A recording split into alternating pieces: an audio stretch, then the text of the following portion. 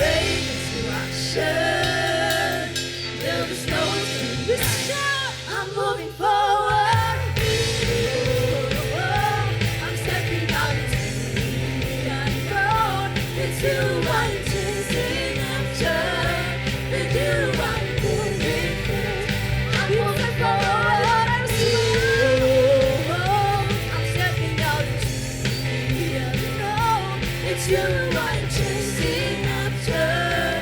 We do what I'm living for. I'm moving forward to extend our faith. Come on, we're all gonna dance and shout. Come on, church. So we'll dance and shout, 'cause your love is for me. Now I'm moving forward. I sing my praise, 'cause your love is for me. Now I'm moving forward. I dance and shout, 'cause your love is for me. Now I'm moving forward. I sing my praise, 'cause your love is for me. Now I'm moving forward. Now I'm moving forward. Now I'm moving forward. I'm moving forward. Forward. I will move forward. Forward. I will move. Can you move forward today? Forward. I will move forward.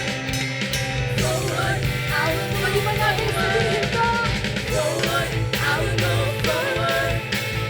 Forward. I will move forward. Forward. I will go forward.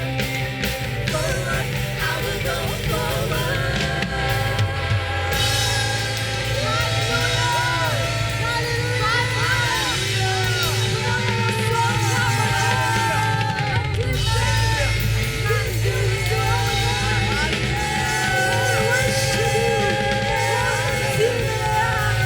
We worship you, God. We worship you in this place. And now, God, be enthroned in our praises. Pwede po muli palakpakan natin ang ating Panginoon. Yes, God. This is our praise and thanksgiving to you. The word of the Lord in 1 Timothy 6, verse 12. Fight the good fight for the true faith. Hold tightly to the eternal life, to which God has called you, which you have declared so well before many witnesses. At ngayon, pwede po ba na itaas natin ang ating mga kamay para sa Panginoon? Yung mga handa na po na i-turn ang kanilang mga pananampalataya into the next level. Yes, God, we will fight a good fight for your name. For the word of the Lord said, watch him do it. Watch provisions, watch breakthrough, watch healing, and miracles to flow over in this place. Lord, let this faith rise to you. Oh God, see us worshiping your holy name.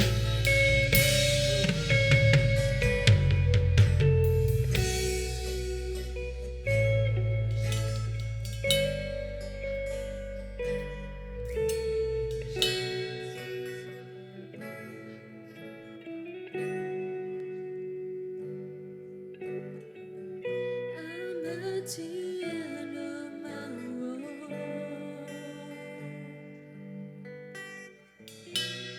almost giving up. Couldn't raise my hands to fight. Can't see the light anymore. Oh, I can see the light anymore. I hear your voice telling me that you say, watch me do it. Watch salvation rise. Watch me do it. See my miracles rise. Watch me do it. Watch salvation rise. Watch me do it. See my miracles arise.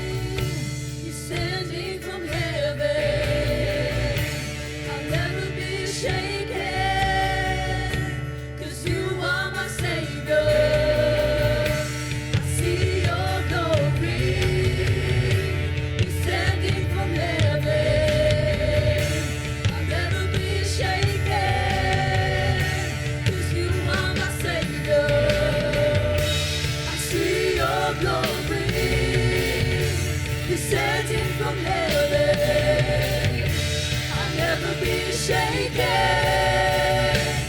You are my Savior. I see your glory descending from heaven. I'll never be shaken. You are my Savior. I see your glory descending from heaven. I'll never be shaken. I'll never be shaken. I'll never be shaken. I'll never be shaken. Help is on the way. And I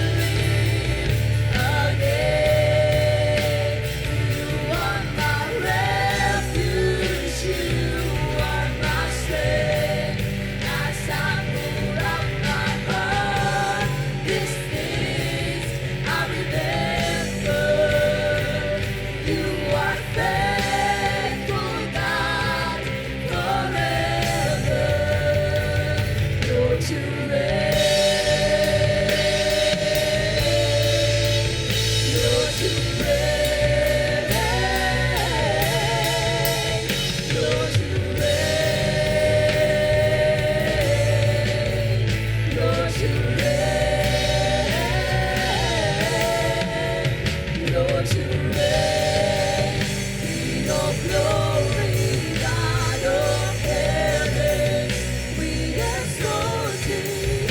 Lord, you reign, King of glory, God of heaven, we exalt thee. Lord, you reign, King of glory, God of heaven, we exalt thee. Lord, you reign, King of glory, God of heaven, we exalt thee. Lord, you reign, Lord, you reign, Lord, you reign, Lord, you reign, Lord, you reign. Hallelujah, God. We praise you. We shout. Hallelujah, God. Ikaw ang dapat pupurihan at sasabihin, Panginoon. Maaari mo bang isigaw sa Diyos lubuhan? Lahat ng pasasalamat mo sa Kanya. Oh God, be enthroned. Be enthroned. Be enthroned, the King of Kings. Be enthroned, the Lord of Lords. Receive now all the glory and honor, God. We praise your name. Pwede mo bang itaas ang mga kamay na yan? Pwede mo bang itingala kung gaano kabuti ang Diyos sa buhay mo? Come on, church. Give it all to God. Give it all to God. Praise your name. Lord, worship you, Jesus. Sige po, palakpakan natin ang Panginoon. Palakpakan natin si Jesus. Oh, we worship your name, Lord. You are worthy to be praised in this place, oh God. You are our mighty God. You are our King of Kings and the Lord of Lords. Pwede ba natin po itaas ang mga kamay para sa Panginoon? Panginoon, nagpapasalamat po kami sapagkat binigyan mo kami ng kalayaan na sumamba sa iyong pangalang banal. Panginoon, hayaan niyo po na habang kami nandito, patuloy mong buksan ang aming puso. Hayaan mo, Lord, na itouch mo ang bawat buhay na narito mula sa likod hanggang sa unahan ng lugar na ito. Panginoon, anumang ang panalangin bitbit, anumang inaasam sa personal, sa pamilya, Lord, i-grant mo po ang aming mga panalangin. At naniniwala kami, Lord, na Ikaw ay umaabot sa aming mga dasal, Panginoon Diyos. Kaya, Panginoon, sa araw na ito, may himala na aming po makakamtan sapagkat Ikaw ang aming Diyos na makapangyarihan. Kaya Lord, may dahilan po ang aming mga kamay na ipalakpak sa iyo. Sa iyo ang lahat ng papuri at pagsamba. Sa iyo ang pasasalamat. Sa iyo ang kalwalhatian. Panginoon, salamat po. Sa iyo ang mataas na pasasalamat. This is our prayer today in Jesus' mighty name. Everybody say, Amen. Sige po, palakpakan natin si Jesus. Isang mapagpalang hapon po sa ating lahat. Sige po, pwede po bang pakikabayan po ang ating katabi, pakingitian, at sabihin mo sa kanya, masaya ako na makita ka. Sige po, sa ating mga bisita, nais po namin kayong i-welcome. Pwede ba natin palakpakan ng Panginoon sa bawat buhay na narito? Hallelujah, hallelujah. So, nais ko pong ibigay po yung ating home picture, at ito po ang ating home makikita. Why did Hitler hate Jews? So bakit po siya po ay sobrang lang ganong ang galit niya sa mga Hudyo? So according po sa mga news po nung panahon na bago po, pagkatapos po ng First World War, ang mga Hudyo daw po ay isa sa mga dahilan ng, sabi ho ni Hitler, ng pagbagsak at pagkatalo po ng mga German soldier nung panahon ng unang digmaan. So pangalawa po, Hitler, ang kanyang pananaw na ang mga Hudyo daw po ay isa sa mga magiging world dominance pagdating ho ng panahon. So kaya po yun po yung kanyang ikinakagalit. Mabilis po silang dumami. And then, pangatlo po, mga kapatid, Hitler advantage of existing prejudice that link the Jew monetary power and financial gain. So nakita po nila at ni Hitler po na ang mga Hudyo nung panahon po ng diaspora, pag sinabi pong diaspora, ang mga Hudyo po ay dahil sa severe persecution, sila po ay nagkalat sa iba't ibang panig ng mundo. At sa kanilang pagpunta sa iba't ibang panig ng mundo at mga bansa, dun po sila pinagpala ng Panginoon. So bawat po kanilang gawing negosyo ay gumaganda, lumalaki. At yun po yung nakita ni Hitler na mas lalo na pong nagiging dominante po ang mga Hudyo, especially po sa mga business nung panahon po ng kanyang pamumuno sa sa Germany. So kaya po ganoon na lang po kagalit po sa Hitler at meron pong pinapatay siya na 6 million na Hudyo, yung Holocaust. At ito po ang isa sa hindi po makakalimutan ng marami pong Hudyo noong 1930 hanggang 1933 before na magkaroon po ng Second World War. At dahil po dyan, hanggang ngayon po ay ang mga Hudyo po, pag dumarating po ang kanilang celebration dyan, talagang grabe po yung kanilang paghihinagpi sapagkat hindi po biro ang 6 million na pinapatay po ni Hitler. Pero bagamat po ganun ang nangyari, ang pangako ng Diyos sa mga Hudyo ay patuloy po silang pagpapalain ng Panginoon. At ito po yung ayon po sa New World Wealth Fund that in 13.1 million millionaires in the world ay ito po yung bunga nagsimula po sa mga Hudyo at ang Christian po, mga kapatid, ito po ay nag-spread din po sa iba't ibang panig ng mundo. So meron pong tinatawag po na 56.2%. Ito daw po yung mga mayayaman po ng mga Kristiyano. And then 6.5% were Muslim and 3.9% were Hindu and 1.7% were Jewish and 31.7% were identified as adherent of others' religion or not religious. So, makikita po natin yung pangako ng Panginoon in Genesis chapter 12, ang sabi doon kay Abraham, I will bless those who bless you and I will curse those who curse you. So, ito po ang nangangahulugan na hanggang po yung sa ating panahon, yung pangako ng Diyos sa mga grandson ni Abraham ay tinutupad ng Diyos na si Yahweh ang kanyang salita. Yung Forbes magazine po, ito po ang sinabi nila, the world's Jewish billionaires 2022, last year po ito. At isa po sa nakapangalan dyan, pumasok po sa 7, ang isa po sa may-ari po ng Facebook. Siya po yung founder at siya po ang tawag nito, siya po ang nagpakalat nito, yung Facebook po.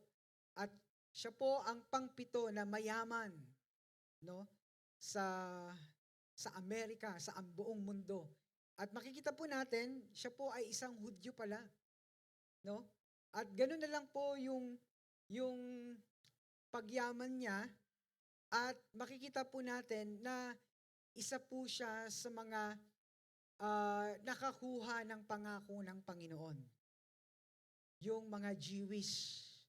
At alam niyo po ba, we are adopted by God through our Lord Jesus at tayo po ay kasama sa mga pangako ng Panginoon. Like yung ating pong natalakay, yung Galatians chapter 3 verse 14, we are the redeemers by the Lord Jesus at tayo po ay kasama sa mga pangako ng Diyos. Kung pinangakuan si Abraham na pagpapalain, ganun din po yung kanyang mga descendants, yung kanyang mga apo. At ito po yung ating pag-uusapan sa hapong ito at yung ating picture na pinakita, may kinalaman po ito ngayong sa salita ng Panginoon. At pwede ho tayo mag-pray muna bago ho tayo magtuloy. Pwede po ba nating ipikit ang ating mga mata? Dear God, thank you once again sapagkat dinala mo ang aming mga paa sa lugar na ito. At dalangin ko po sa tulong ng Banal na Espiritu, Lord, i-open mo ang aming puso upang makapangusap ka ng malaya. Salamat sa pagpapala ng iyong salita. Sa pangalan ni Jesus, everybody say, Amen. Sige po, palakpakan natin ang Panginoon. So, ito po ang sabi sa Exodus chapter 23, verse 10 to 12. Basahin po natin ng sabay-sabay. 1, 2, 3. 6 na taon ninyong tatamnan ang inyong mga bukirin, at 6 na taon din ninyong aanihin ang bunga. Verse 11, sa ikapitong taon, huwag ninyo itong tatamnan at huwag din ninyong aanihin ang anumang tutubo roon. Bayaan na ninyo iyon sa mga kapatid ninyong mahirap, at ang matira ay ipaubayan na ninyo sa mga maiilap na hayop. Gayon din ang gagawin ninyo sa inyong mga ubasan at tanimang olibo.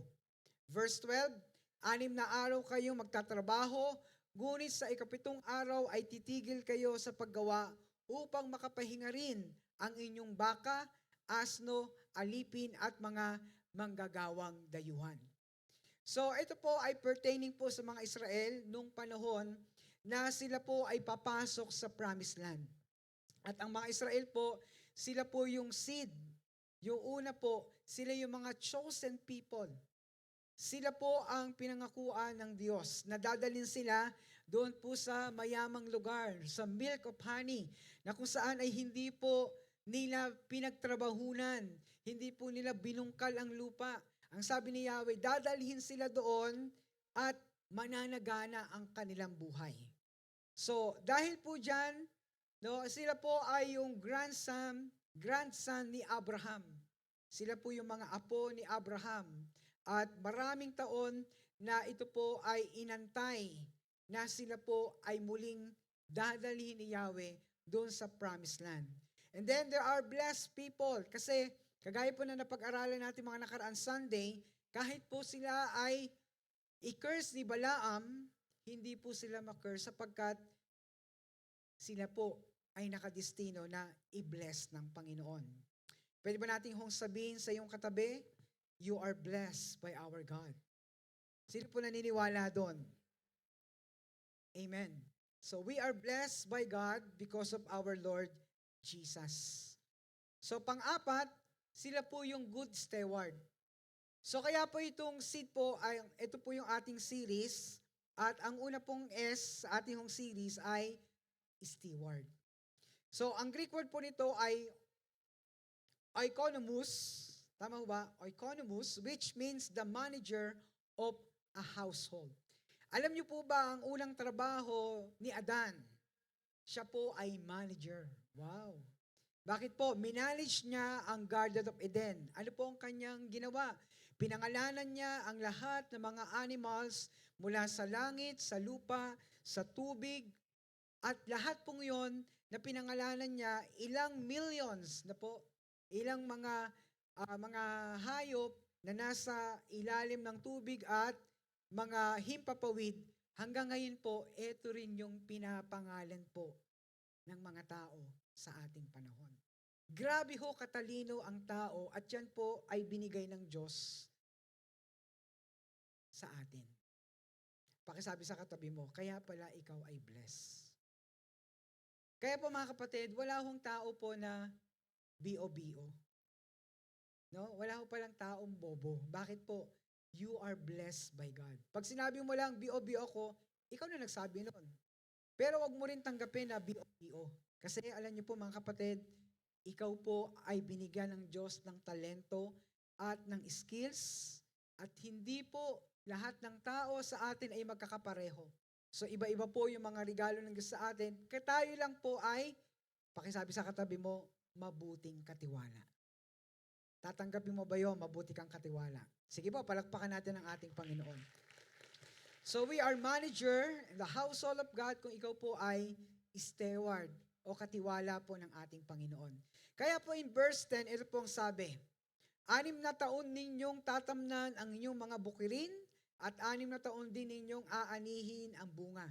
So ito po yung command ni Lord sa mga Israelita. Tingnan niyo po, ang ganda ng lupain, productive po ang lupa at maaani po yan at mapapakinabangan po ng isang magsasaka. So pero pag titingnan po natin, aralin natin, ang land ng Israel ay kakaunti lang po yung agricultural land. Hindi ko kagaya ho ng Pilipinas sa ating panahon noon na agricultural land po tayo. Napakarami pong taniman ng mga gulay, ng mga palay. Pero ngayon ano po nangyari? Subdivision dito, subdivision doon, di ba? Ang dami na po.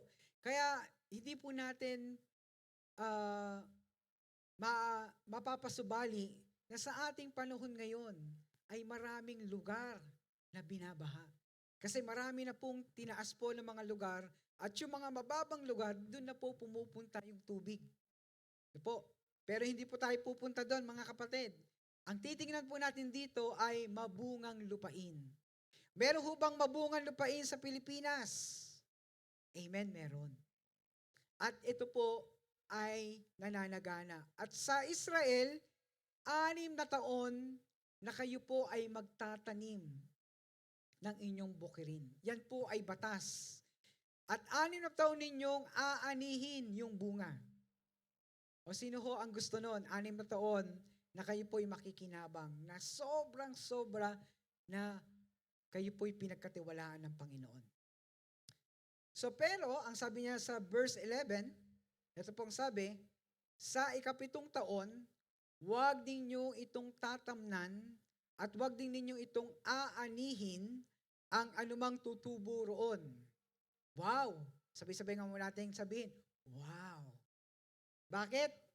Sabi rito, bayaan na ninyo iyon sa mga kapatid ninyong mahirap at ang matira ay ipaubaya ninyo sa mga may ilap na hayop, gayon din ang gagawin ninyo sa inyong mga ubasan at taniman. Mapapakinabangan mo ng 6 na taon, ang bunga, yayaman ka, uunlad ka, mananagana ka, pero ang 7 taon, nakatiwangwang ang lupa. Imaginin po natin, 1 taon na wala pong mangyayari sa iyong ektaryang lupa. At alam niyo po, ito po yung tinatawag po, meron silang Jubilee year, meron po silang tinatawag po na Esmita year, na kung saan po, pag 7 taon na ang lupain, nakatiwangwang.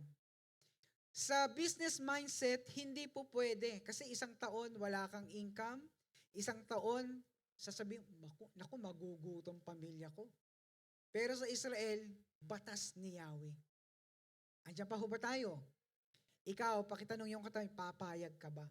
Na nakatiwangwang lang ang lupa mo. Ano po mangyayari? Natural. Fertilize. No?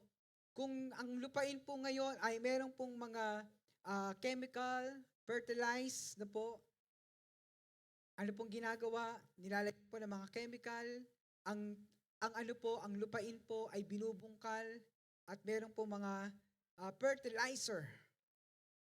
At alam niyo po, mapapansin po natin ngayon, ang mga gulay ay hindi na po inuuod. Bakit?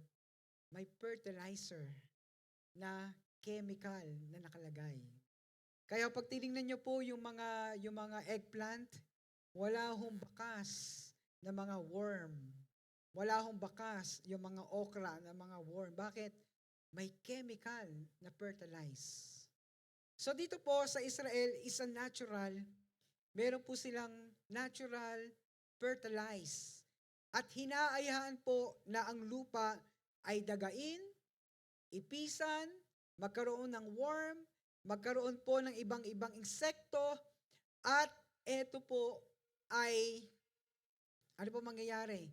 Magkakaroon po ng magandang sustansya ang lupa. Andiyan pa ho ba tayo? Ang tanong, bakit kaya ganun? Imagine niyo po, no, kung tayo po ilalagay, 1 taon wala akong trabaho. Pakitanong yung katabi mo, kaya mo ba yun?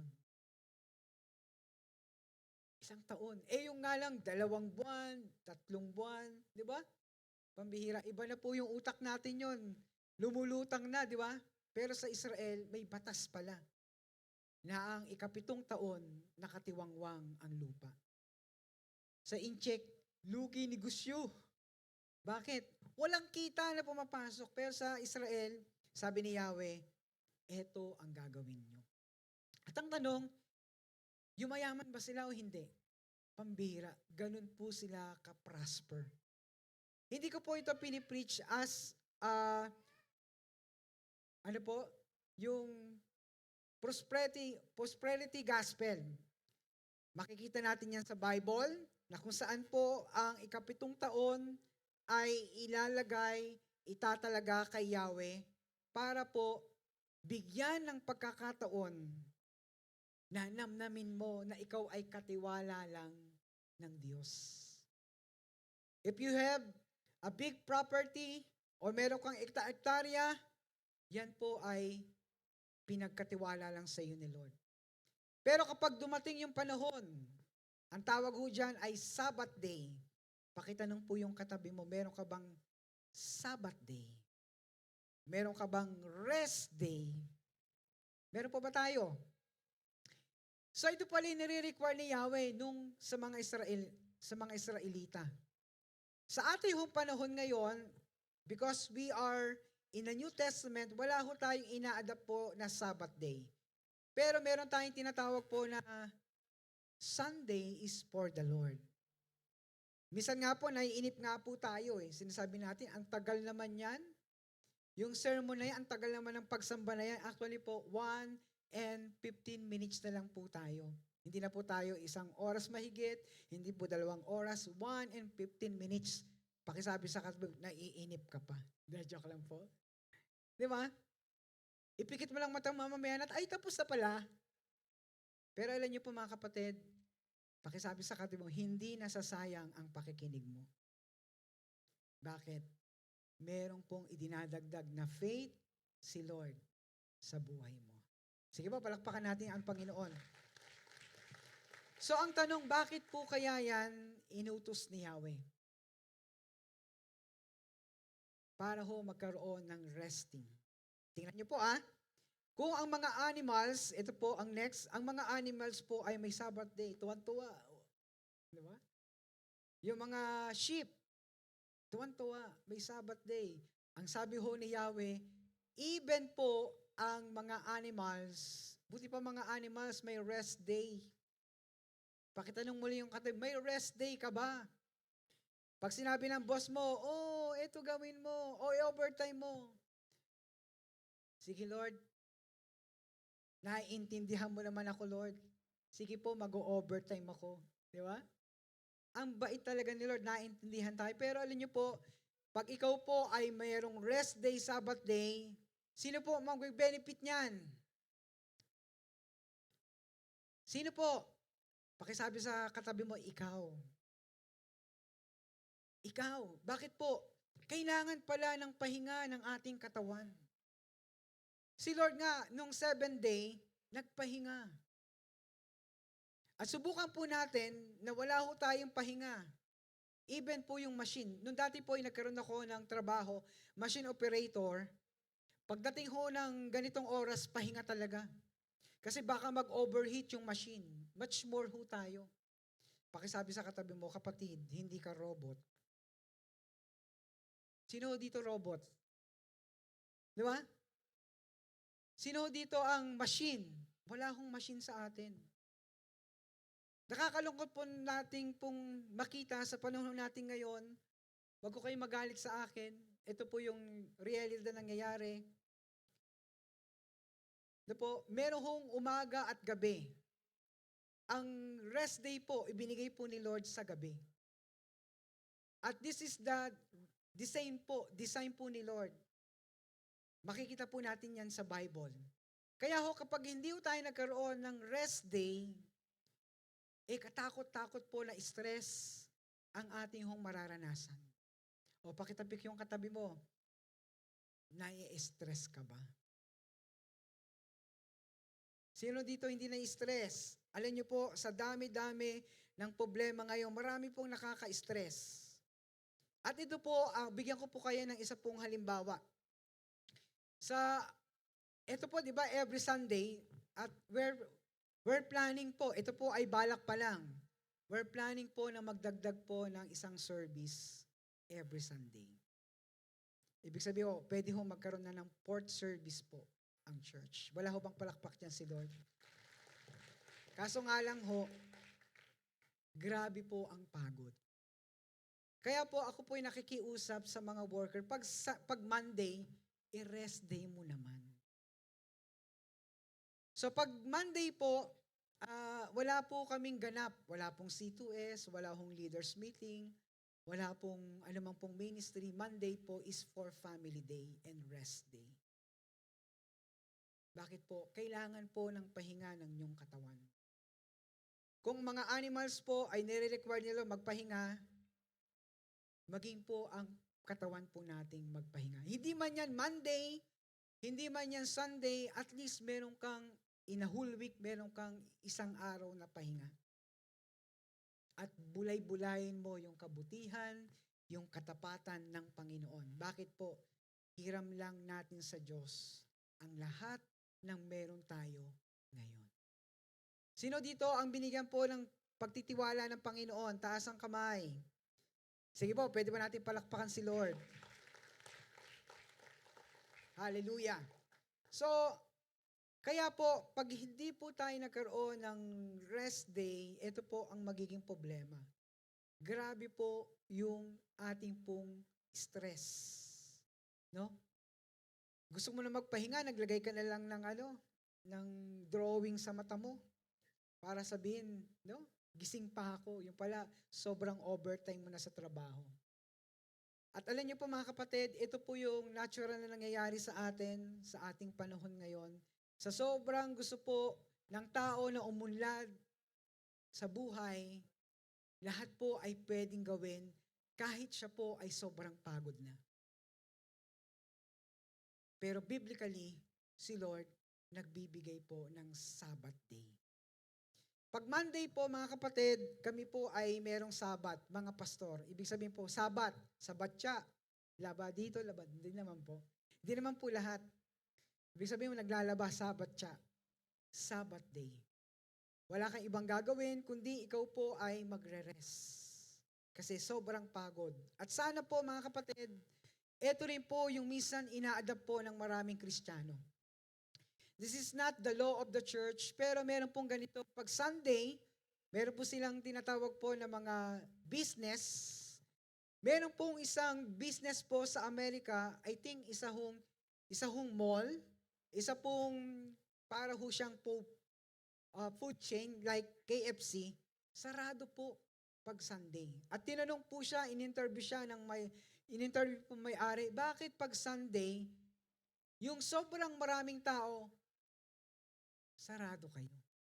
Sabi niya, Sunday is for the Lord. Ganun ba? At alam niyo po mga kapatid, eto pong parang KFC food chain na ito ay nanganganak na mga branches pa.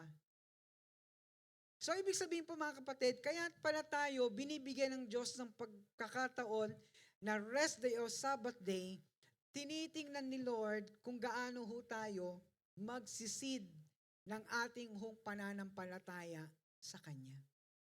Kasi sometimes, ang sinasabi natin, yung pag-unlad ko, yung lakas ko, yung galing ko, yung talino ko. Sa Israel pala, hinahayaan po ang 7 taon, sige Lord, ikaw na po ang gumawa.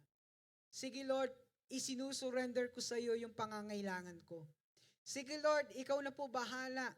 Yung 1 taon na yan, ikaw na po bahala sa future ko. Minsan tayo po ay sobrang takot sa mga nangyayari sa 1 taon. Pero sa mensahe po na sinasabi ng Panginoon, kailangan mo palang ipagkatiwala kay Lord ang buong ipinagkatiwala niya sa atin. Kaya pala mga kapatid, pag hindi ho tayo nagkaroon ng Sabbath day o rest day, marami pong tao ngayon ay sobra po nagkakasakit. Magkakaroon po ito ng epekto po sa kanyang health. Kasi po, ito ho ay pala batas ni Lord. Kailangan mong magkaroon ng 1 araw man lang na pahinga. Pakisabi sa katabi mo, kapatid, ganyan ka kamahal ng Panginoon. Even yung health mo. Kaya wag niyo pong sasabihin, walang nagmamahal sa akin. Yung sabi ng salita ng Diyos, meron. Andiyan pa ho ba tayo? Pakisabi sa katabi may nagmamahal sa iyo, si Lord. Wala ho bang palakpak dyan si Lord? Kaya ho, we need to balance our life. At kahit anong kayod po, mga kapatid, minsan, po, ginawa natin lahat ng kaparaanan, umunlad lang sa buhay, yumaman lang, magkaroon man lang ng pera. Sinasabi, bigo pa rin ako.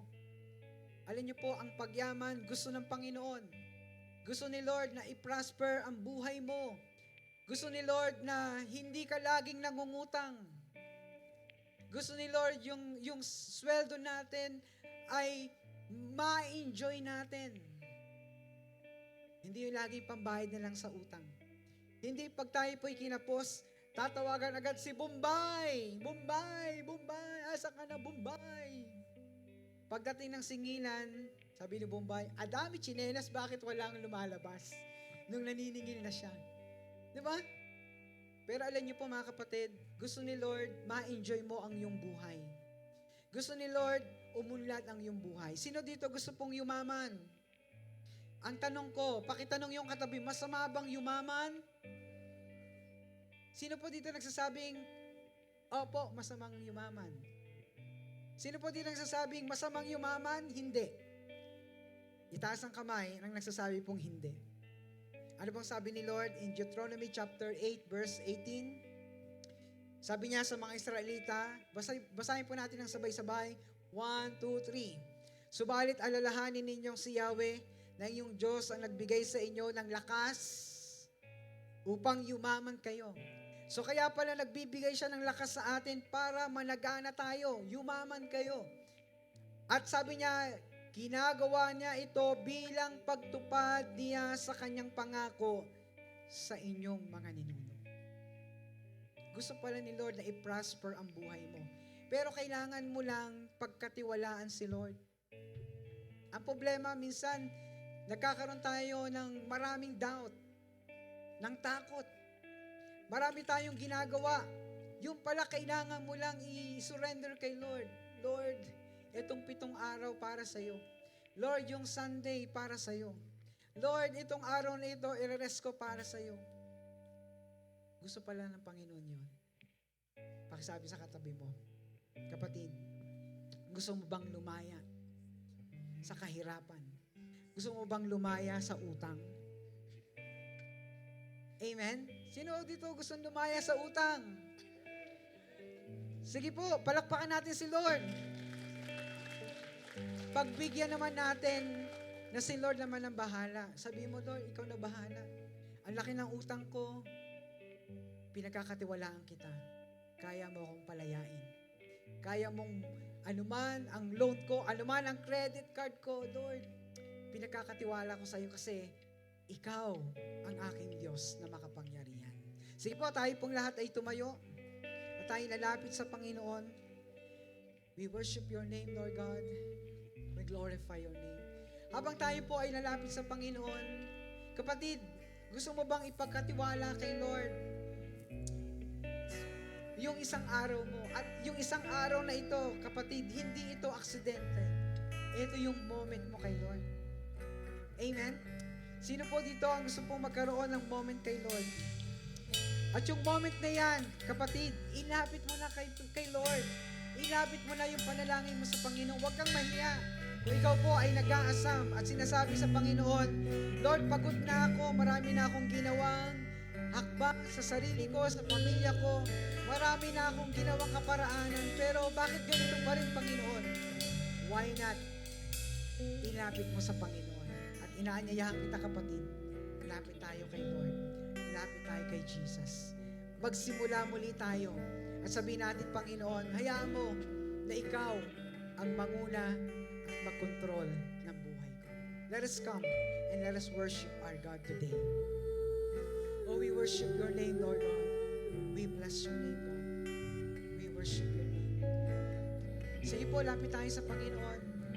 At anumang alalahanin, I believe, kayang tugunan ng Panginoon ang lahat ng yan.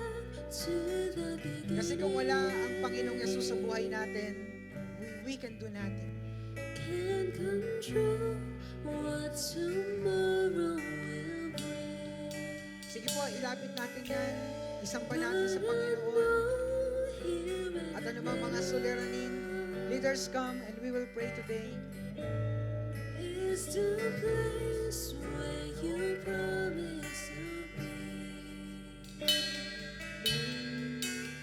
Not enough unless you come.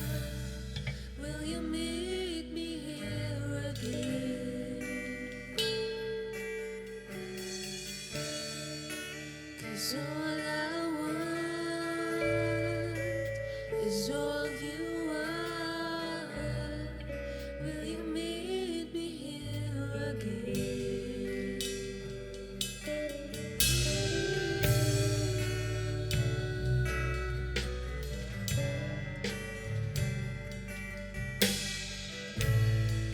As I walk down to the valley,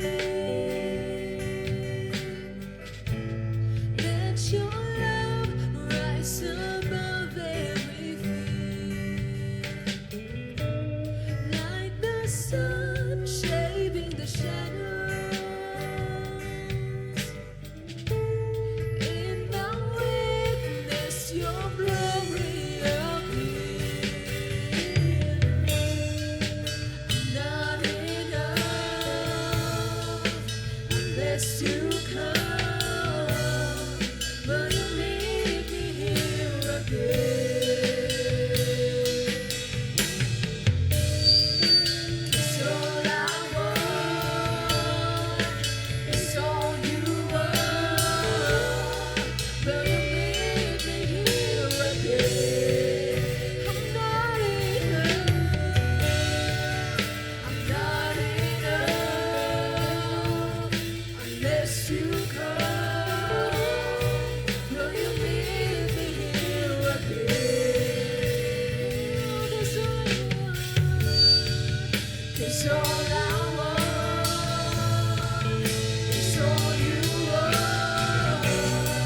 Will you meet me here again?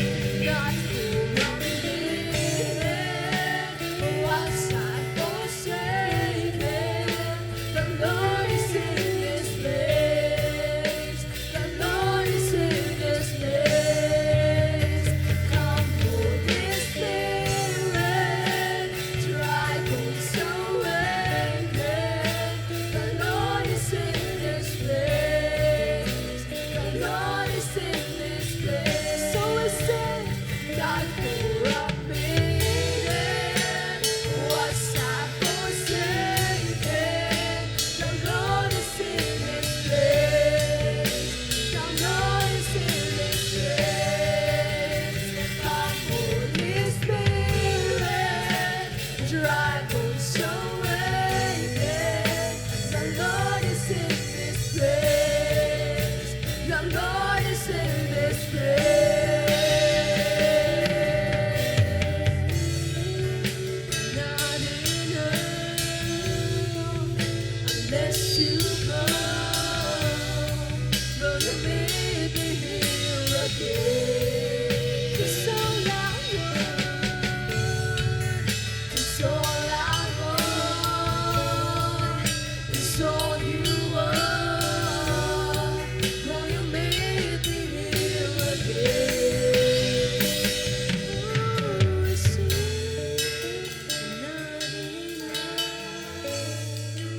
unless you come. Will you meet me here again?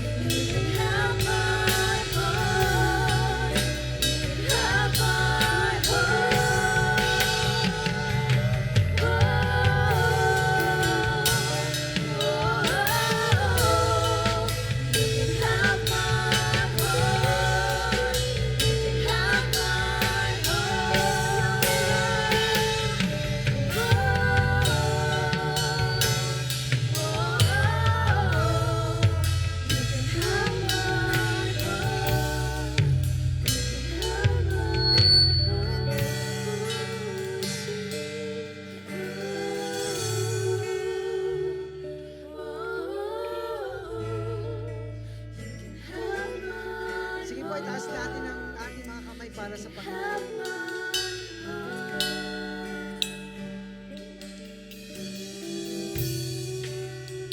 Yes, Lord.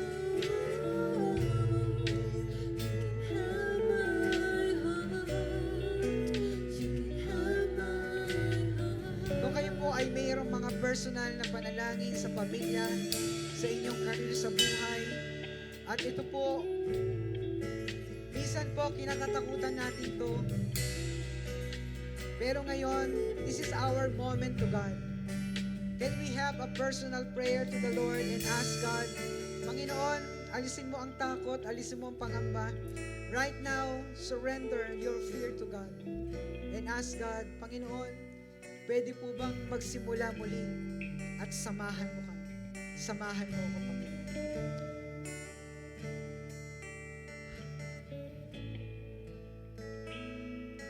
Oh, thank you, Lord. Thank you, Jesus. Lord, pwede po ba na pagpalain mo ang aking buhay? Let us thank Him. Sige po, palakpakan natin ang ating Panginoon Diyos. Panginoon, salamat sapagkat anytime ay pwede hong magsimulan. Kung kami man ay nabigo, kung kami man ay nangarap, nag-stop, pwedeng magsimulan. At pwede mo kaming pagpalain, Panginoon. Salamat po. Sige po, itaas po natin ang ating mga dalang tithes and offering. Lord, ibinibigay namin to sa iyo bilang tanda ng pagmamahal, Panginoon. Lord, allow us na gamitin mo ang mga offering and tithes na ito, Panginoon, to expand your kingdom. Yung pangarap po namin na mag-expand muli sa Trinoma. Lord, use this upang maraming maabot na mga tahanan, na mga kabataan upang makakilala sa iyo, Panginoon. Pagpalain mo ang gawa ng aming kamay, pagpalain mo ang aming pong mga kinabubuhay, ang bawat tungtungan ng aming mga paa, pagpalain mo, Panginoon. This is our prayer today. Ingatan mo po kami sa aming pag-uwi hanggang makarating kami ng aming mga tahanan, ligtas, malakas, at higit sa lahat, Lord, punong-puno ng pagpapala na nagmumula sa iyo. Ito pong aking panalangin sa pangalan ng Ama, ng Anak, at ng Diyos Espiritu Santo. Ang lahat ay magsabi ng Amen. God bless you.